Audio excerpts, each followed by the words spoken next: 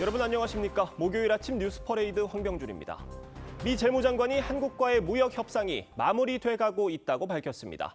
김정관 산업부 장관 등 우리 측 협상 대표단이 오늘 미국으로 출국하는데 대미 투자 방식을 놓고 접점을 찾지 못했던 무역 협상이 타결될지 주목됩니다. 이루라 기자입니다. 스콧 베선트 미국 재무장관이 현지 시간 15일 우리는 한국과 협상을 마무리하려던 참이라며 한미 관세 협상이 최종 단계에 접어들었음을 공식 언급했습니다. 베선트 장관은 이날 CNBC 인터뷰에서 악마는 디테일에 있지만 그 디테일을 해결하고 있다며 한미 간 이견 해소 움직임을 강조했고 기자간담회에서도 향후 10일 내로 무엇인가를 예상한다고 덧붙였습니다. 양국 협상의 핵심 쟁점은 한국이 미국에 약속한 3,500억 달러, 우리 돈 500조 원 규모의 대미 투자 이행 방식입니다. 한국은 보증과 대출 중심의 간접 투자안을 제시한 반면 미국은 투자 백지 수표에 가까운 요구를 고수해왔습니다. As you know, in Japan it's 550 billion, South Korea is 350 billion now. So it's upfront. 이후 한국 정부는 무제한 한미 통화 스와프 체결, 합리적인 현금 투자 비율 등을 요구하며 대응해왔고 협상은 난항을 거듭했습니다. 우리 측 협상 대표인 김용범 대통령실 정책실장과 김정관 산업통상자원부 장관은 오늘 워싱턴 DC로 출국합니다. 이재용 삼성전자 회장을 비롯한 4대 그룹 총수들도 미국에 집결할 예정이어서 한미가 이달 말 에이펙 정상회의 전까지 무역 합의를 마무리할 수 있을지 주목됩니다. TV조선 이루라입니다. 네, 이재명 정부가 세 번째 부동산 대책을 발표했습니다. 서울 전역과 경기 12곳은 실거주를 하지 않으면 사실상 집을 사지 못하도록 하고 대출도 더 조이기로 했는데 핀셋 규제로는 집값 과열을 막지 못한다는 판단에 광범위한 지역을 3중 규제로 묶었습니다. 먼저 윤서아 기자의 보도입니다. 서울 광진구의 한 아파트 단지. 최근 집을 내놓기만 하면 신고가 행진입니다. 전세를 끼고 집을 사려는 갭 투자자가 몰리고 있는 겁니다. 접촉 가능한 지역으로 돌립니다. 다음 주 월요일부턴 이런 갭 투자자가 사실상 차단됩니다. 정부가 서울 전역과 분당, 과천 등 경기도 핵심 지역 12곳을 토지 거래 허가 구역으로 묶었기 때문입니다. 토어제 지역으로 지정되면 2년간 실거주 의무가 주어집니다. 토지거래 허가구역도 추가 지정하여 주택 구입 시 실거주 의무를 부과하고 갭 투자를 차단하겠습니다. 정부는 이들 지역을 조정 대상 지역과 투기 과열 지구로도 묶었습니다. 집값의 70%까지 가능하던 주택담보대출이 40%까지 줄고 재건축, 재개발 조합원 지위 양도도 제한됩니다. 집값이 높을수록 주담대 한도도 더 줄어듭니다. 지금은 6억까지 가능하지만 앞으로는 15억 원 초과, 25억 원 이하는 4억, 25억 원 초과는 2억까지만 빌릴 수 있습니다.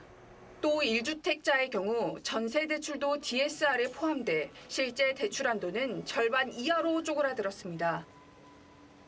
대출 수요가 주택시장을 불필요하게 자극하지 않도록 하고 부동산 부분으로의 자금 쏠림이 생산적 부문으로 전환될 수 있도록 정부는 총리 직속 부동산 감독기구를 신설해 허위 신고나 편법 증여 같은 불법 거래를 직접 수사할 방침입니다. TV조선 윤서입니다. 네, 앞서 이재명 대통령은 세금으로 집값을 잡지는 않겠다고 했지만 정부는 어떤 정책이든 쓸 수 있다며 세금 카드를 만지작거리고 있습니다. 당장 대통령실도 보유세가 낮은 건 아니라고, 낮은 건 사실이라고 했는데 정부도 세제 개편안을 검토하고 있습니다. 노도일 기자가 보도합니다. 정부는 이번 대책에서 부동산 세제 합리화 방안을 마련하겠다고 공식화했습니다. 세제 개편의 구체적 방향, 시기, 순서 등은 부동산 시장에 미치는 영향, 과세 형평 등을 감안해 종합 검토할 계획이며 그동안 세금은 최후 수단이라며 말을 아꼈던 것과는 달라진 분위기입니다. 대통령실에서도 보유세가 낮다며 지원 사격에 나섰습니다. 보유세가 낮은 거는 분명한 사실이고 취득, 보유, 양도 이런 이 3대 이런 측면에서 지방세까지 포함해서 진지하게 고민해야 돼요. 하지만 문재인 정부 때처럼 보유세와 양도세를 동시에 높일 경우 매물이 줄어들면서 오히려 집값 상승을 부추길 수 있다는 우려도 나옵니다. 너무 세금 중과 위주로 집값을 잡으려다 보면 과거 문재인 정부 때처럼 매물이 잠기면서 오히려 집값이 오르는 부작용이 전문가들은 선호도가 높은 신축 주택의 공급 문제가 해결돼야 한다고 지적합니다. 수요를 갖다가 어느 정도 희석시킬 만한 어떤 공급이라든가 이런 것들은 또 아니기 때문에 효과 자체는 상당히 한정적이고 좀 약간 단기적일 것이다라고. 이재명 대통령은 대선 후보 시절부터 세금으로 집값을 잡지 않겠다고 언급해 왔는데 이 때문에 정부가 저항이 심한 직접적인 세제 개편을 하기보다는 공시가격을 현실화해 사실상 보유세 인상 효과를 노릴 가능성이 높다는 전망입니다. TV조선 노도일입니다.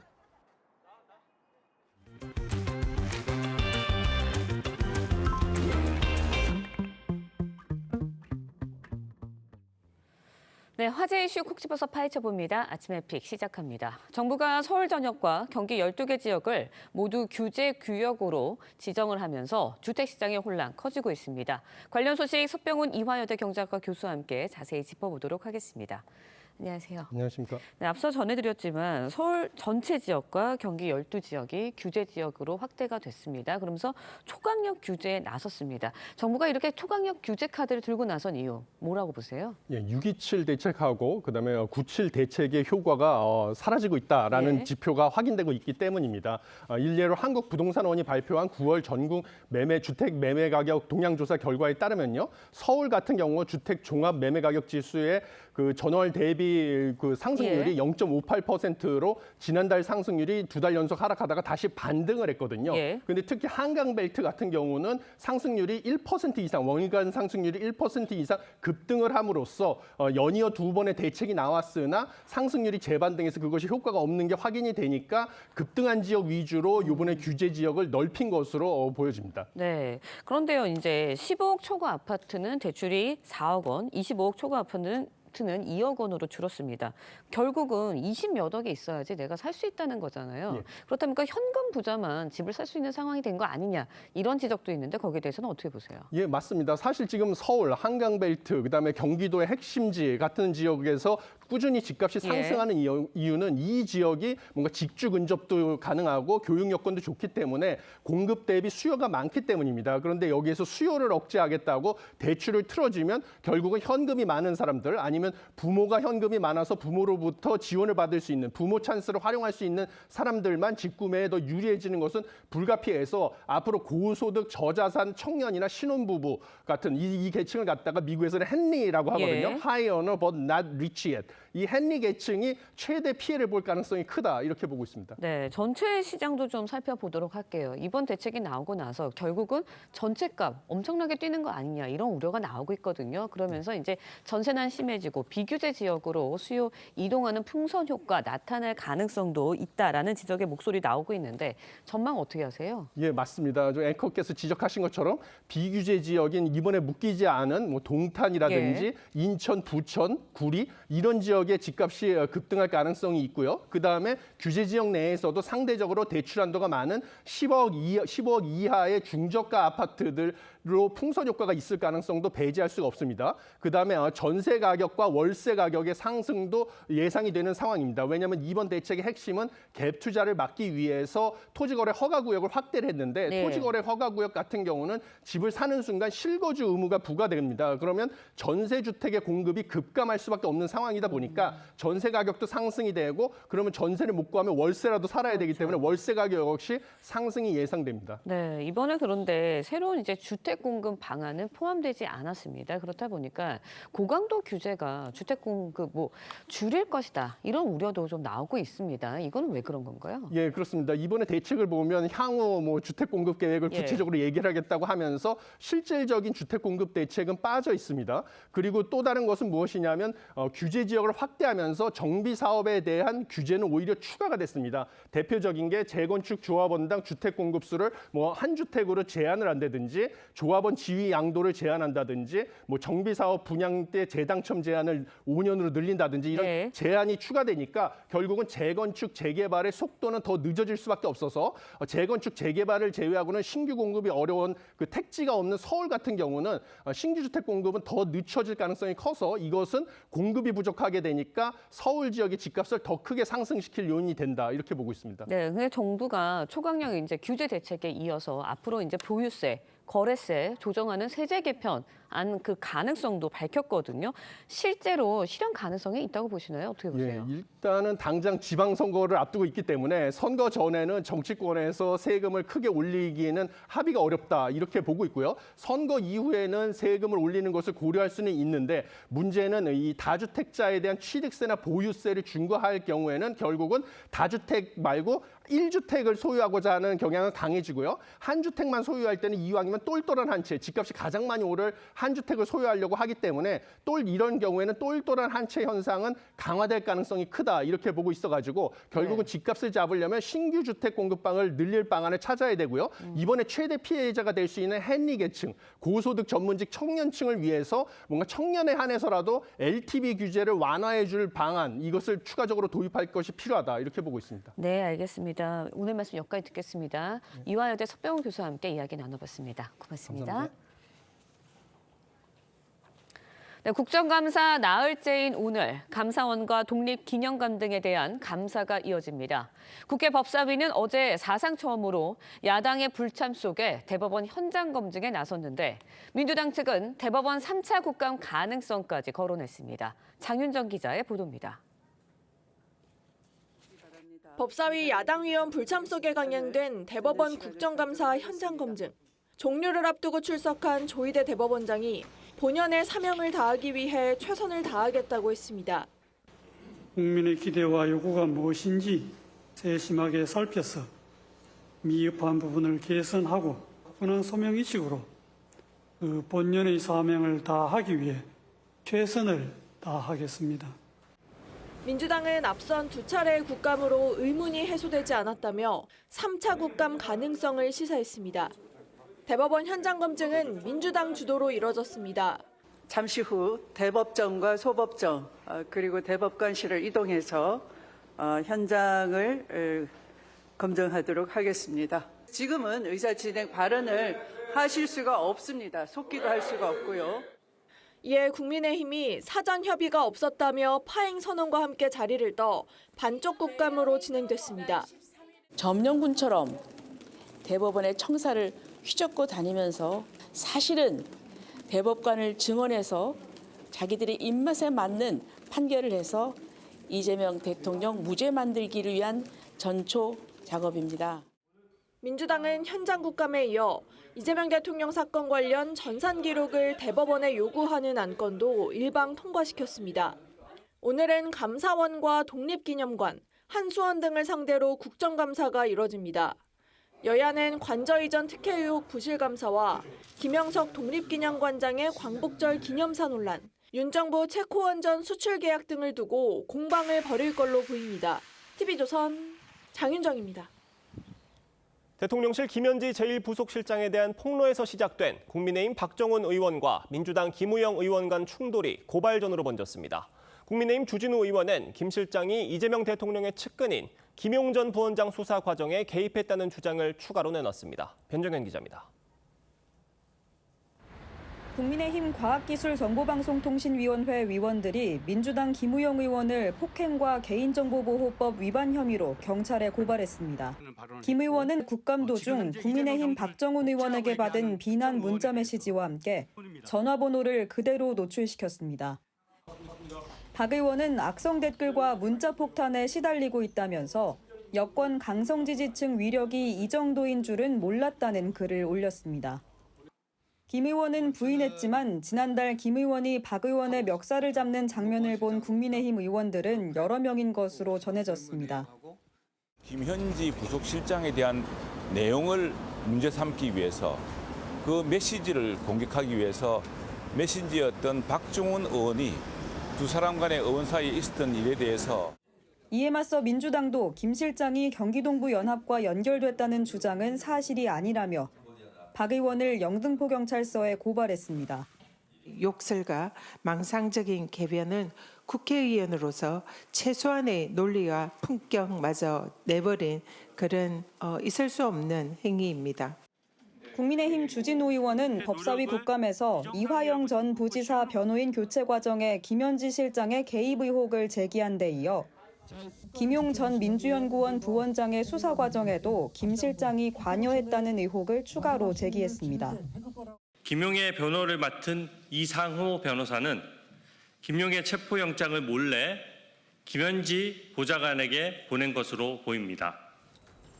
다만 관련 사실을 파악한 경위 등에 대해선 설명하지 않았습니다. 민주당은 주 의원 주장에 대해 공식 절차를 통해 입증된 바 없다고 했습니다. TV조선 변정현입니다. 쌍방울 대북 송금 사건으로 징역 7년 8개월형을 확정받고 수감 중인 이화영 전 부지사가 국정감사 정회 시간에 여당 법사위원을 찾아가 억울함을 호소하는 장면이 영상에 포착됐습니다. 교도관은 제지하지 않고 지켜보기만 했는데 특혜 논란이 일고 있습니다. 한송원 기자의 단독 보도입니다. 이화영 전 부지사가 회의장을 가로질러 여당 의원석으로 뚜벅뚜벅 걸어갑니다. 홀로 앉아있던 민주당 박균택 의원에게 손짓까지 하며 20초가량 뭔가 말을 하더니 웃으며 뒤돌아 자리로 돌아갑니다. 법사위 국정감사가 정회된 오후 5시 30분쯤 구치소 수감 도중 증인으로 국감장에 나온 이 전 부지사가 아무 제지 없이 돌아다니는 모습입니다. 박 의원에게 다가간 이 전 부지사는 국민의힘 의원들이 택도 없는 소리를 한다고 주장했고 박 의원은 참으셔야죠라면서 큰 반응은 보이지 않은 걸로 전해졌습니다. 박 의원은 이 전 부지사 대북 송금 혐의 관련 공범으로 기소된 이재명 대통령의 변호인 출신입니다. 제가 이재명 전 지사를 조사할 때도 변호인으로 참석하시지 않으셨습니까? 정말 똑바르군요. 본인들끼리도 세계가 다른 그 공격자를 이 전 부지사는 이후에도 증인으로 출석한 자신의 변호인을 만나 기념사진을 촬영했습니다. 문제는 수감 중인 기결수는 외부 접촉과 접견 횟수에 제한이 있다는 점입니다. 교도관 법무준 측엔 외부인과의 접촉을 방지해야 한다는 규정이 있지만 지켜지지 않았습니다. 교도관의 제지조차 받지 않았습니다. 대법원에서 무려 7년 8개월의 유죄가 확정됐는데 이렇게 거대 민주당이 식사 대접하듯이 해도 되는 겁니까? 박 의원 측은 이 전 부지사와 개인적으로 모르는 사이고 갑자기 찾아와 얘기를 들은 것뿐이라고 했습니다. TV조선 한송원입니다.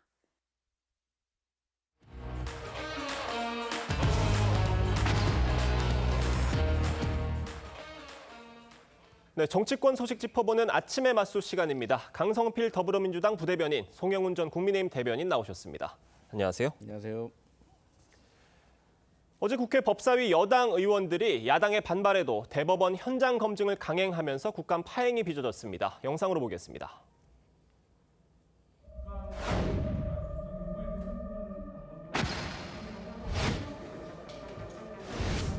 시간 관계상 바로 현장으로 이동하도록 하겠습니다. 국민의힘은 이동할 수 없습니다. 이거는 3권 분립을 파기하는 것이고 감사하는 겁니다. 이 목적.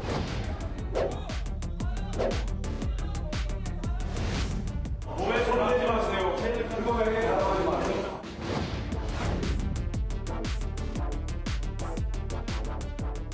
본연의 사명을 다하기 위해 최선을 다하겠습니다. 누누이 말씀드리다시피 이 재판사항에 관한 거라서 말씀드리기 어렵다는 점을 양해해 주시기 바랍니다.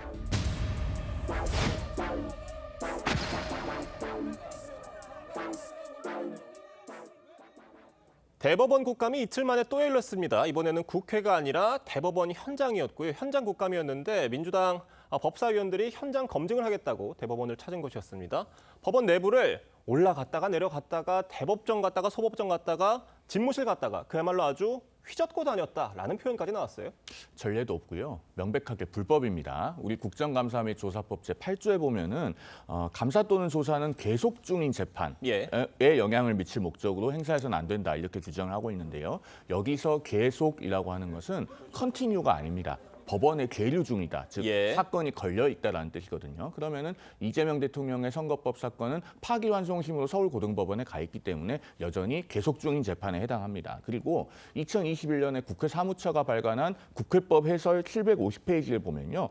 법관의 소송 지위, 재판 절차를 대상으로 하는 국정감사 및 조사는 인정될 수 없다. 이렇게 해설이 정립되어 있습니다. 즉 민주당에서는 이것이 절차에 관한 것이기 때문에 국회가 들여다볼 수 있다고 강변하지만 국회 스스로도 국정감사의 한계를 벗어난 것이라고 이미 정해놓고 있었던 것입니다. 그렇다면은 이렇게 사법부의 독립을 침해하고 무엇보다도 재판 독립을 뒤흔들면서 판결에 보복하는 불법 행위를 국정감사라는 명목으로 계속 자행하는 것은 당연히 중단되어야 하는 것입니다. 불법 행위라고 명확하게 좀 규정을 해주셨는데 지금 야당에서도 삼권 분립 위반이자 재판 개입이다. 법원을 점령하려는 시도다. 이렇게 강하게 비판을 했어요. 그래요. 그러면 뭐 재판 절차에 대해서 우리가 들여다보는 것에 대해서 불법이라고 했다고 하면 저는 국민의힘이 왜 대법관을 증언하려고 하니까 대법원에서 대법관을 증언하려면 신축 청사를 지어야 되고 신축 청사를 지으려면 예산이 1조 4천억 원이 드니까 어렵다라는 점에 대해서는 지적을 안 하는 거죠. 그러면 1조 4천억 원이 드는 예산이 문제라고 하면 대법관 증언에는 동의를 했다는 거 아니겠습니까? 그렇다고 하면 민주당 국회의원들로서는 대법원에 가가지고 왜 대법원이 저렇게 넓어야 되는지 지금 현재 대법관 한 명당 사무실은 뭐 70평이 넘는다고 하는데 그럴 필요가 있는 것인지 그런 것에 대해서 충분히 현장을 살펴볼 필요가 있다고 해요. 우리나라의 그 장관의 사무실은 한 50평 정도로 규정이 되어 있다 그래요. 그런데 한 34명의 이제 장관급이 있는데 그중에 20명이 법원장들이 쓰고 있다고 합니다. 근데 그중에서도 조희대 대법원장은 공용 공간까지 합치면 혼자서 150여 평을 혼자 쓰는 거예요. 근데 혼자 오롯이 쓰는 평수는 한 40평 정도 된다고 합니다. 그렇기 때문에 어떤 이유로 인해서 그렇게 넓은 평수를 써야 되는지 정말로 대법관들이 판결을 하기 위해서 사무실을 그렇게 넓게 써야 되는지에 대해서 현장을 한번 살펴보고 또 필요하다면 70평이 돼야 되는구나 할 수도 있는 것이고 아니면 또 협의를 통해서 줄일 수도 있는 것이고 꼭 대법원을 서초동에만 놓아야 하는 것인지에 대해서 여러 가지 얘기해 볼 수 있는 거 아니겠어요? 그래서 뭐 그동안 뭐 절차에 대해서 따져본다, 전원 합의체 이 과정에 대해서 따져본다 이것은 너무나도 많은 말씀을 드렸기 때문에 더 이상 언급하지 않겠지만 어쨌든 대법원을 신축으로 짓는 문제에 대해서도 저희가 살펴봐야 되기 때문에 법원을 구석구석 살펴볼 수밖에 없었다 이렇게 말씀드립니다. 왜 지적을 안 하는지 아주 짧게만 답을 드리겠습니다. 대법관 증언이 아니고 본질은 대법관 우겨넣기죠. 22대 국회 들어와서 5월 1일 파기환송 판결이 있기 전까지 민주당 국회의원 그 누구도 대법관을 늘리는 법원조직법 개정안을 발의한 적이 없습니다. 그리고 대법관을 늘리면 대법관만 늘리는 게 아니라 재판연구관 140명이 따라와야 됩니다. 지금도 12명의 대법관이 재판하는데 재판연구관이 140명이 있기 때문에 민주당에서 주장하는 것처럼 대법관을 12명 더 늘리자. 부장판사, 판사급 130명이 대법원에 추가로 와야 됩니다. 그 사람들 사무실을 지어야 되는데 서초동에 땅이 없으니까 돈이 많이 들겠죠. 그런데 본질은 결국 이재명 대통령 재판을 앞으로 담당할 대법관들을 더 많이 우겨 넣어 놓기 위해서 대법관 숫자를 늘려서 직접 임명해 두겠다는 겁니다. 그것이 본질인데 다만 대법원은 정치적 중립 때문에 그것을 스스로 말할 수 없습니다. 그래서 실무적인 이유를 대는 것인데 그걸 가지고 대법원을 비난하는 것은 본말이 전도된 것이라고 생각합니다. 그리고 민주당 법사위원들이 대법원 내부 평수뿐만이 아니라 그 재판 로그 기록 살펴보겠다. 대법관 PC 좀 들여다보겠다고 해서 그 이유 때문에도 찾아간 것이었잖아요. 근데 또 막상 그 PC는 보지는 못하고 나왔어요. 이 상황은 어떻게 보셨어요? 아니 실질적으로 가기 전에도 뭐 국회의원들이 그 로그 기록 있는 뭐 현장 가가지고 그 담당자한테 로그 기록 한번 보여주세요 이렇게 할 건 아니고 사실 이제 우리가 국회와 대법원 간에도 자료 요구 시스템을 통해 가지고 자료 요구를 하는 것이고 거기에 대해서 대법원에서 자료를 보내주는 겁니다. 그리고 자료를 못 보내주면 소명을 하는 것인데 이것은 이제 대법원에 가서 이렇게 로그 기록과 관련해 가지고도 의문점이 있다는 것을 우리가 상징적으로 보여주는 것이지 국회의원들이 뭐 가서 일일이 컴퓨터 켜가지고 볼 건 아니었다라고 생각을 하고 이제 많은 언론에서 이런 걸 지적을 하더라고요. 대법원이 어쩔 때는 선택적으로 관례를 주장하고 또 어쩔 때는 선택적으로 현행 법을 주장한다라는 지적을 하고 있는데 어쨌든 그런 문제에 있어서는 국민의힘도 뭐 대법관을 증언하는 문제 이런 얘기 하지 말고 그러니까 어쨌든 간에 대법관 증언에 동의를 하니까 이 정도가 필요하다라고 말한 거 아닙니까? 그렇기 때문에 이 부분에 있어서는 국회의원으로서 살펴볼 필요가 있었다고 봅니다. 네, 그 관례가 무너지는 상황은 이번 국감에서 참 여러 곳곳에서 보이고 있는 것 같은데, 자, 어제 조희대 대법원장 당초 불출석 의견서를 제출했지만 국감 막바지에 출석을 해서 마무리 발언을 했습니다. 그러니까 안 나오겠다던 조희대 대법원장도 나왔고요. 민주당 법사위원들이 대법원 내부 곳곳을 들여다보고 난 어제였는데 그럼에도 좀 부족하다. 국감 또 하겠다라고 얘기를 했어요. 한마디로 말씀드려서 이쯤 되면 막 하자는 거죠. 그러니까 이게 말이 좋아서 국정감사지 명백하게 불법행위라고 하는 것은 앞서도 말씀드렸습니다. 그러면은 왜 이런 것을 하는가? 결국 조희대 대법원장에게 지속적으로 반복적으로 압박과 겁박과 망신을 줘서 스스로 나가게 하겠다는 겁니다. 그렇게 해서 정권의 말을 잘 듣는 대법원장을 임명을 하고 그 대법원장이 이재명 대통령 사건 재판부에 공판기일을 다시 지정할 만한 판사를 보내지 않도록 하겠다는 겁니다. 권력의 노골적인 판결 보복이자 사법부 겁박이에요. 자, 그러면은 이런 것은 반드시 반작용이 있게 마련입니다. 크게 두 가지로 나눠서 첫째로 사법부 내부에서 이쯤 되면은 권한을 적극적으로 행사해야 되는 것이 아니냐라고 하는 의견이 나올 겁니다. 예. 헌법 정신을 존중해서 지금까지는 법원이 이재명 대통령 사건에 대해서 적극적으로 기일 지정을 하지 않고 있었지만 이제는 적법한 권한인데 행사해야 되는 것 아니냐라는 목소리가 법원 내부적으로 나올 수 있고요. 그다음에 우리 국민들께서도 국회가 검찰 개혁이니 법원 개혁이니 하지만 사실은 검찰 해체, 법원 장악이라는 그 본질을 알고 계실 겁니다. 반면에 국회는 어떻게 하고 있습니까? 매일같이 면책특권 뒤에 숨어서 가짜 뉴스를 남발하거나 조요토미 히데요시 같은 정말 낯뜨거운 팻말을 들어 올리는 것과 같은 일들을 반복하고 있습니다. 그러면은 이 국회야말로 누가 개혁할 것인가? 정말 국민들께서 이제는 국회를 개혁해야 된다고 생각하실 때가 아니겠는가? 그런 반작용들을 미칠 만한 일들을 지금 민주당이 하고 있다라는 말씀을 드립니다. 네, 이번 국감 조희대 김현지 국감이라는 말이 있습니다. 어제 김현지 부속실장을 두고도 여야의 공방이 있었습니다. 들어보겠습니다. 오늘 국감 증인 추가 출석 요구의 건을 보니까 어미준 남욱만 신청이 돼 있고 어제 제가 신청했던 김현지 설주안에 대해서는 완전히 빠져 있습니다. 이걸 왜 빼는 것입니까? 김현지가 진짜 절대 존엄이라도 되는 거예요? 변호인 선임 과정에서 제3자가 의견을 개진했다는 거 아닙니까? 네. 근데 그것이 도대체 무엇이 문제가 되는지를 알 수가 없습니다. 국감장에 출석을 시켜서 무조건 그 이재명 대통령님과 대통령실에 대해서 아무런 근거도 없이 흠집 잡으려고. 지금 들어본 국민의힘 주진우 의원이 어제 추가 의혹 제기를 했습니다. 그러니까 김현지 부속실장이 김용전 부원장 사건 수사 과정에도 개입을 했다라는 것인데 이게 사실이라면 김현지 부속실장이 국무위원 인사뿐만이 아니라 이런 법 변호사를 뭐 어떤 선임하고 또 이런 수사 과정에도 정말 세세한 부분까지 움직였다는 얘기가 되는 거거든요. 어떻게 보십니까? 일단 이제 이 논란의 시작은 그 전에 이제 이화영 부지사와 관련돼 가지고 이제 논란이 있었던 거 아니겠습니까? 근데 이게 이제 전에 박상용 이 검사가 연어 술파티 논란이 있고 또 김성태 쌍방울 회장이나 이화영 씨 같이 주요 피해자의 진술이 바뀌고 있는 상황에서 사실 설주한 변호사를 과거에 뭐 선임을 하고 또 뭐 사퇴를 시키는데 영향력을 줬다 이런 것들이 저는 무슨 의미가 있는지 모르겠어요.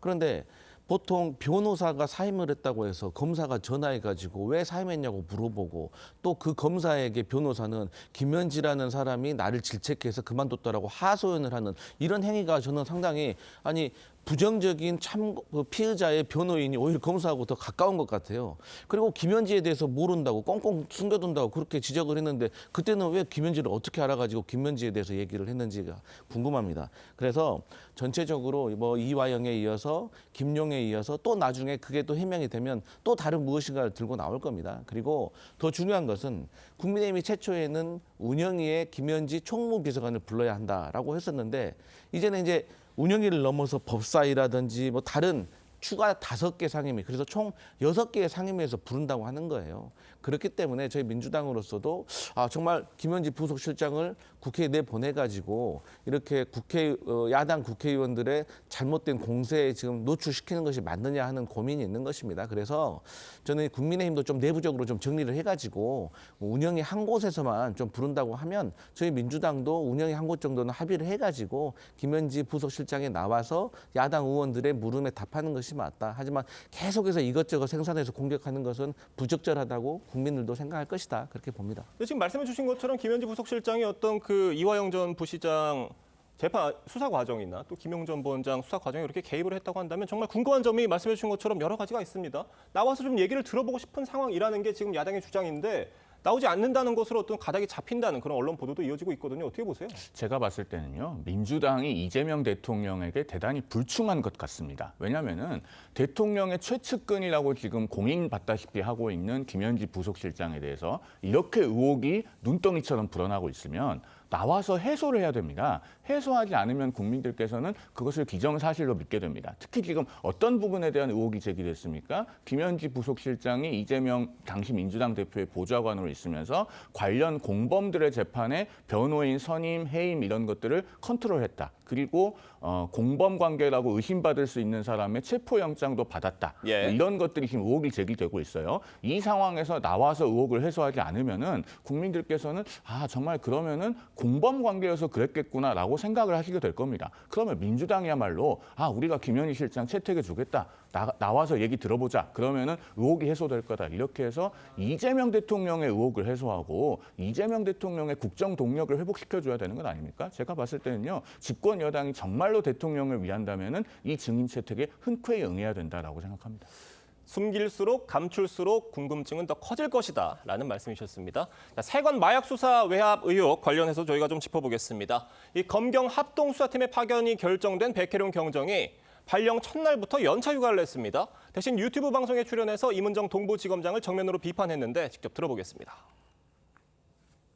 5명을 뿌려서 저 포함해서 마약 수사를 하면 되는 거 아니냐 이러면서 저한테 제의를 했는데 바로 거절을 했고요. 윤석열 대통령 내가 마약 독점 사업을 했는데 모든 국가 기관이 거기에 개입됐다고 주장을 하는 거 아닙니까? 네. 그 수사를 해야 되겠다고 2년 동안 주장을 해왔는데 이문정 검사장의 입장은 그것은 수사하면 안 된다는 거잖아요. 굉장히 모욕적으로 들었는데 이후로는 전혀 소통을 안 했고요.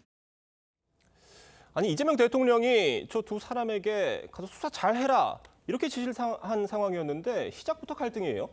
지금 백혜룡 경정이요. 상당히 해괴한 만용을 부려놓고 뒷감당이 안 되는 상황이라고 저는 평가합니다. 자, 백혜룡 경정이 최근 했던 그 공상과학소설 같은 이야기들을 3가지만 대표적으로 짚어볼게요. 윤 전 대통령 내외가 마약 독점 사업을 했다. 그리고 모든 기관이 개입했다. 이렇게 주장합니다. 그런데 그 비슷한 일이라도 있었다면 조은석 특검팀과 민중기 특검팀만 합해도 파견검사 수가 100명가량 됩니다. 인지수사를 해서 아마 최소한의 단서라도 밝혀내지 못했을 리가 없다고 생각합니다. 얼마나 큰 사건입니까? 그다음 2번째, 대통령이 무슨 국세 5조를 빼내는 건 일도 아니다. 그렇게 이야기를 합니다. 그럼 본인 스스로 그런 이야기를 하면서 모순된다고 생각 안 하는지 모르겠어요. 국세 5조 그냥 빼낼 수 있는데 대통령이 마약 사업에 왜 관여를 하거나 비호를 해줍니까? 그다음에 경찰이 수사하는 사건을 한동훈 전 법무부 장관과 이원석 전 검찰총장이 막았다 이렇게 주장합니다. 아니 행안부 장관이나 경찰청장도 아니고 법무부 장관이나 검찰총장이 막았다고 합니다. 더더군다나 한동훈 전 법무부 장관이 만약에 그런 걸 막았다면은 작년에 윤 전 대통령에게 바른 말 하다가 갈등 관계를 빚었을 때 아마 그런 문제로 감옥에 가지 않았겠습니까? 그러니까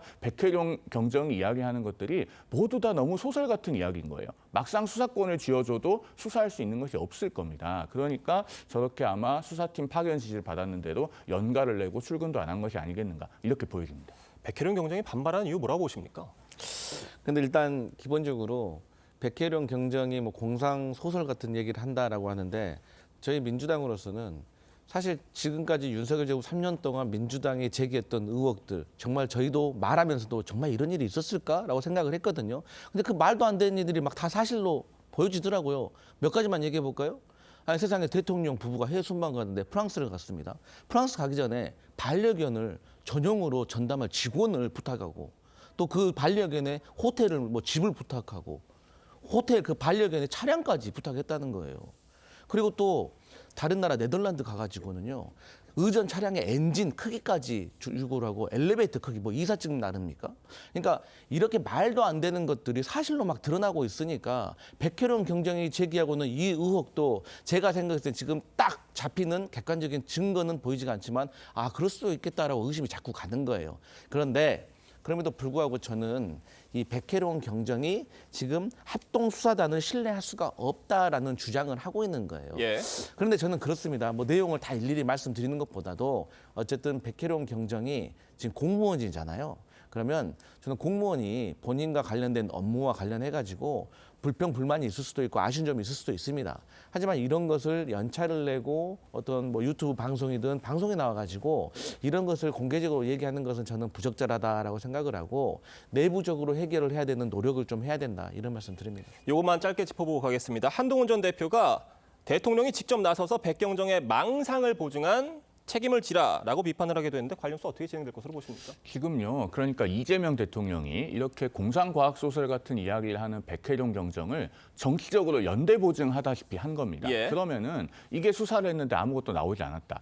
대통령이 직접 백혜련 경정을 수사팀에 넣으라라고 지시를 했기 때문에 예. 그 뒷감당도 백혜련 경정 혼자 하는 게 아니라 이재명 대통령이 같이 해야 돼요. 그러면은 이게 대통령의 망신도 망신이지만 이런 판단력과 분별력을 갖고 있는 대통령에게 국정을 어떻게 맡길 수 있는가 국민들께서 매우 깊은 회의감을 느끼실 만한 사건이 될 거라고 생각합니다. 알겠습니다. 오늘 두 분 말씀은 여기까지 듣겠습니다. 감사합니다. 한국인을 대상으로 한 범죄에 대응하기 위해 정부 합동대응팀이 캄보디아에 도착했습니다. 대응팀은 구금된 한국인 조기 송환을 위해 현지 당국과 협의할 계획입니다. 이나라 기자입니다. 정부 합동대응팀은 현지 시간으로 어젯밤 11시쯤 캄보디아에 도착했습니다. 김진아 외교부 2차관을 단장으로 박성주 국가수사본부장과 경찰청, 국정원 등 관련 부처 관계자들이 팀을 꾸렸습니다. 대응팀은 당장 캄보디아 인근 베트남 국경에서 발생한 한국인 여성 사망 대응부터 나섰습니다. 신속하게 신원을 확인하고 바로 다음 날 유가족들에게 연락을 했습니다. 현지 공안과 접촉을 하여서 신속한 대응을 촉구를 하였습니다. 현지 당국의 단속으로 구금된 한국인 60여 명에 대한 송환도 추진합니다. 앞서 정부는 이번 주말까지 이들을 국내로 송환할 계획이라고 밝혔는데 이들 상당수가 현지 잔류를 주장해 전원 송환이 이뤄질지는 미지수입니다. 대응팀은 8월 발생한 한국인 대학생 고문 사망 사건과 관련 캄보디아 당국과 수사, 부검, 문구 등을 논의하고 한국인 연루 범죄 대책도 강구할 전망입니다.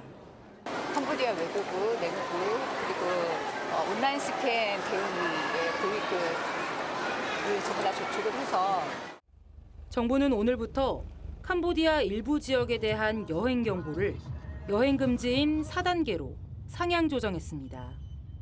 여행 경보 4단계가 발령되면 해당 지역에 체류 중인 국민은 즉시 대피하고 여행을 취소해야 합니다. TV조선 이나라입니다. 정부가 뒤늦게 캄보디아에 합동대응단을 파견했지만 현지에선 이미 상상하기 힘든 일이 벌어지고 있었습니다. 저희 취재진이 최근 범죄 단지를 탈출한 한국인들을 현지에서 어렵게 만났습니다. 탈출 실패 뒤에 전기 고문을 당했고 눈앞에서 사람이 살해되는 장면도 목격했다고 했습니다. 캄보디아 시아누크빌에서 황재영 기자가 단독 취재했습니다. 한국인 남성이 붉게 멍든 허벅지를 보여줍니다. 머리와 수염이 덥수룩한 다른 한국인 남성은 몽둥이로 맞았던 상황을 얘기합니다. 범죄 단지가 몰려있는 시아누크빌 경찰서에서 최근 극적으로 탈출한 한국인 2명을 만났습니다. 이들은 지난 5월 첫 탈출 시도에 실패한 뒤 수갑을 찬 채 전기 고문을 당했다고 했습니다. 온몸을 다 전기지진으로 지지고 쇠파이프로 모차를 때렸어요. 쓰러지니까 전기지진을 정치찰기라고 치죠. 중국인 두목이 캄보디아인 경비원들을 시켜 구금된 사람을 죽이는 장면을 목격했다고 했습니다. 죽은 사람 다 눈앞에서 봤죠. 눈앞에서 봤고 그 혈흔을 없애라고 현지 경비가 해서 그 물 양동이에 퍼가지고 벽에 혈흔 푼 거랑 바닥에랑 전선 같은 데 묻은 거 다 닦게 시켰죠. 이들은 조직원들에게 돈을 벌어주겠다며 PC 사용을 허락받은 뒤 외부에 구조 메시지를 보냈습니다. 너희들이 둘이 10억을 매출을 찍으면 한국으로 보내줄게 이렇게 된 거예요. 일을 시켜준다 했으니까 그러면 컴퓨터를 사용할 수 있게 해줬잖아요.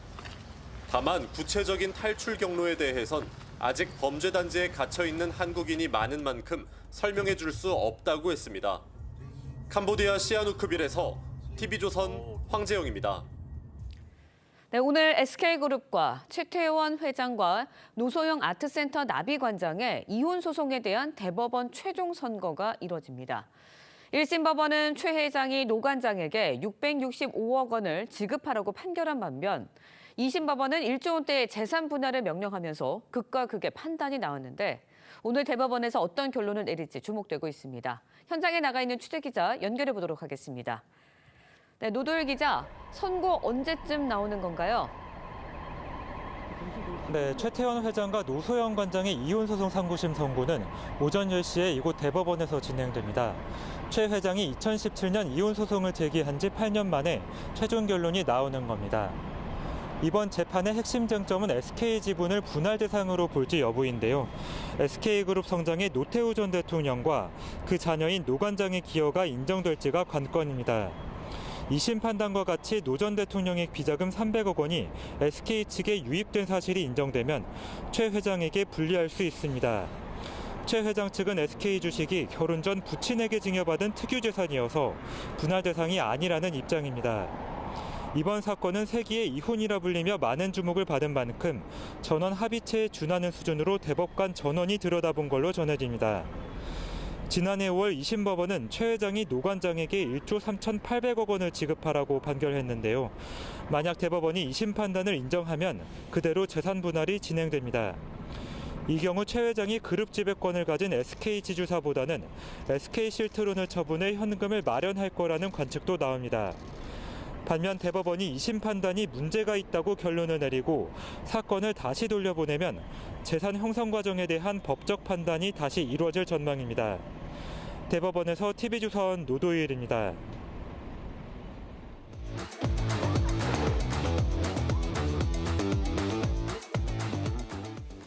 화제가 된 사건 사고 소식 짚어보는 아침의 이슈 시간입니다. 네, 정혁진 변호사, 조기현 변호사와 함께 자세한 이야기 나눠보도록 하겠습니다. 안녕하십니까? 안녕하세요.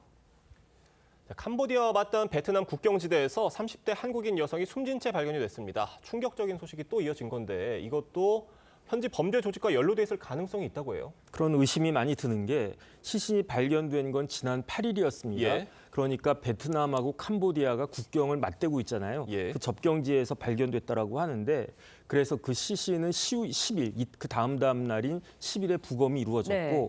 그리고 11일에 유족에게 인도가 됐다라고 했는데 얼핏 봤을 때 그 시신에 외상은 없었던 것 같아요. 그러니까 혹시 약물 중독이 없었나 이 부분들에 대해서 검사를 한 것 같고 예. 그 결과는 나올 것 같습니다. 그런데 중요한 건 뭐냐면 어떻게 이 여성의 시신이 발견됐는가? 제보가 있었는데 제보한 사람이 한국 사람이었고요. 그다음 그 사람이 대포 통장 수거책을 하다가 탈출했다 이렇게 주장을 하고 있습니다. 그런데 그 제보자가 또 뭘 주장했냐면 이렇게 사망한 고인이 호텔방에 장기간 구금되어 있었다 이런 주장을 하고 있거든요. 이런 여러 가지 그 정황들을 종합해 봤을 때 아마 돌아가신 분들 보이스피싱 조직에 연루된 것이 아닌가 이런 의심을 할 수밖에 없는 그런 정황인 것 같습니다. 네, 저희가 앞서서 리포트를 통해서도 전해드렸는데 TV조선의 취재 결과 지금도 이제 캄보디아 범죄 조직들 또 다른 피해자들을 찾고 있다고 해요. 정부가 조금 더 적극적으로 나서야 되는 거 아닌가라는 생각이 드는데 어떻게 보세요? 그러니까 저도 들어오기 전에 몇 개 예. 카페를 확인했는데요. 지금도 계속 글이 올라오고 있더라고요. 예.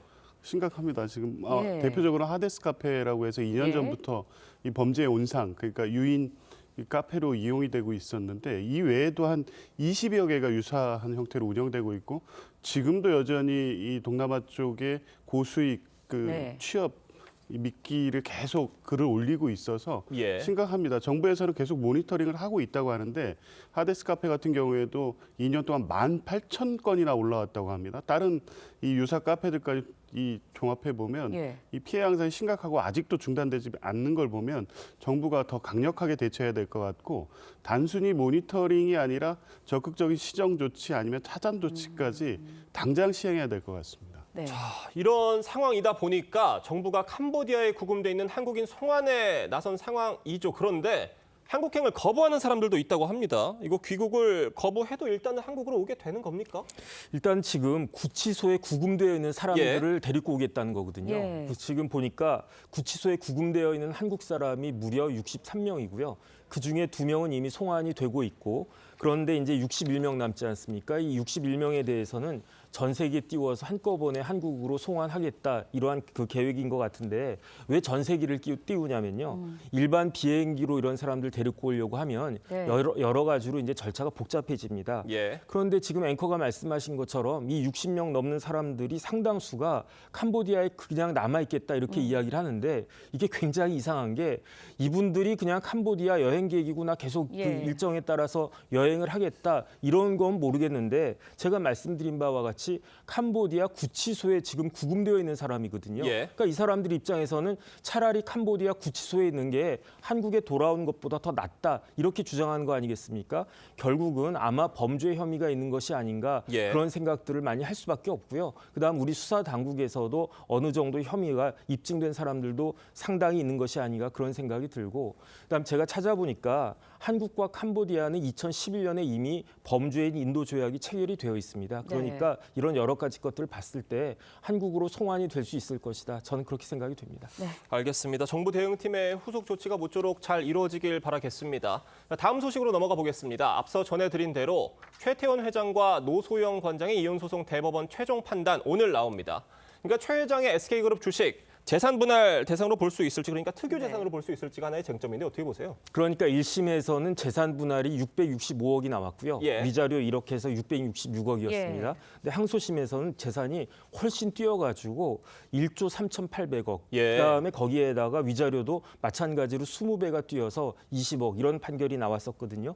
중요한 건 뭐냐면 이혼했을 때 재산이 있을 때 이 재산이 부부간에 공동으로 일군 재산이냐 아니면 부모님이나 어떤 그러한 걸 통해 가지고 특유 재산이냐 고유 재산이냐 이게 핵심이고 그다음에 특유 재산이라고 하더라도 그 재산이 가치가 상승하거나 유지가 되는 데 있어서 부부가 여러 가지로 기여를 한 것이냐 이런 것들이 쟁점이 되는데 지금 최태원 회장의 재산의 대부분은 SK 주식이거든요. 그런데 이 SK 주식을 그 최종현 선대 회장으로부터 상속받은 것이냐 아니면은 최태원 회장이 얼마나 그 이후에 취득한 것이냐 이런 것들도 그 논란이 될 수 있을 것 같고요. 핵심적인 것은 이렇게 SK 주식이 어마어마하게 많이 오르지 않았습니까? 이러한 가치 상승에 있어서 노 관장이 얼마나 기여를 했느냐 이런 부분들과 관련해서 굉장히 치열하게 다툼이 이루어졌는데 오늘 대법원에서 어떻게 판단할지 좀 주목이 됩니다. 네, 그런가 하면 이 부분도 굉장히 관심이 쏠리고 있습니다. 노태우 전 대통령의 비자금 300억 원이 SK그룹으로 흘러 들어갔는지 이 여부도 중요한 쟁점 중에 하나입니다. 일단 그 상황에서 메모 2장이 나왔었잖아요. 이거에 대해서 이제 최 회장 측에서는 300억 원의 전달 시점이나 경로 되지 않았기 때문에 증거로서는 좀 불충분하다 이런 입장인 것 같은데 어떻게 전망하세요? 그러니까 오늘 대법원 판결은 이 부분에 대한 판단이 이 파악이 될지 여부의 핵심인 것 같은데요. 항소심이 1조 3,800억을 인정한 근거가 SK 주식을 분할 대상 재산에 포함시킨 거 아니겠습니까? 그 근거가 300억 원의 비자금. 그것이 이 SK 인수 과정에 투여가 됐기 때문에 이 주식 역시 분할 대상 재산이라고 봤고 그 증거로서 그게 들어갔다는 게 확인이 됐다는 증거로 제출이 됐는데 대법원이 그 증거 능력에 대한 판단을 다시 하게 된다면 파기환송 가능성이 매우 높고 재산 분할 비율은 이미 정해져 있지만 SK 주식이 빠지게 된다면 재산정하라는 쪽으로 파기환송 가능성도 여전히 존재한다고 봅니다. 네. 알겠습니다. 세계 이혼 소송 어떤 결과가 나올지 오늘 잘 지켜보도록 하겠습니다. 오늘 두 분 말씀은 여기까지 듣겠습니다. 감사합니다. 고맙습니다.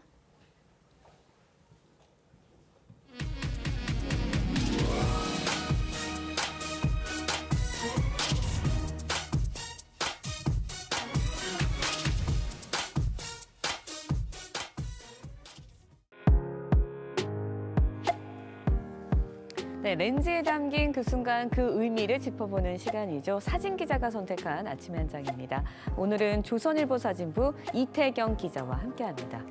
안녕하세요. 오늘 아침에 볼 사진 어떤 건가요? 네, 요즘 주변을 보면 가을을 왔음을 실감할 수 있는데요. 사진으로 보는 가을의 색입니다. 현장 모습 사진으로 만나보겠습니다. 가장 먼저 만나볼 색은 분홍입니다. 전북 고창, 부산 대저 생태공원 등 전국 곳곳에 분홍 들판이 펼쳐지는데요. 핑크뮬리 사이로 가족들과 함께 즐거운 한때를 보내는 사람들의 모습입니다. 네, 가을의 색이 정말 고운데요. 또 어떤 색이 있을까요? 네, 가을하면 또 붉은색을 빼놓을 수 없는데요.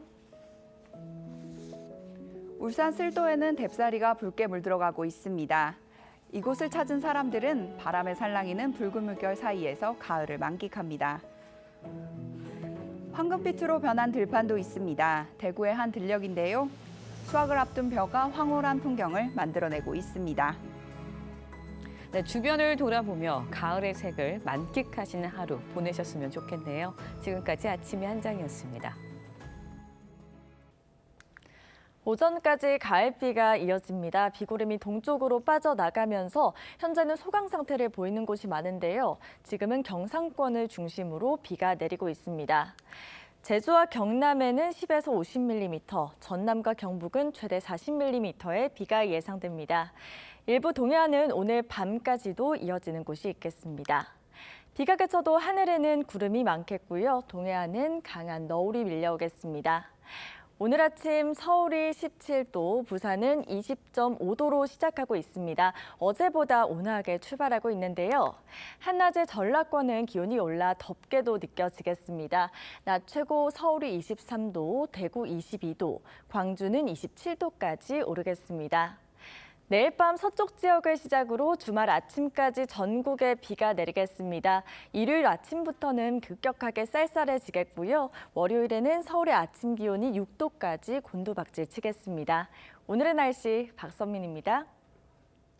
이상으로 목요일 뉴스 퍼레이드 마칩니다. 네, 저희는 내일 아침 7시 30분에 다시 찾아뵙겠습니다. 시청해주신 여러분 고맙습니다.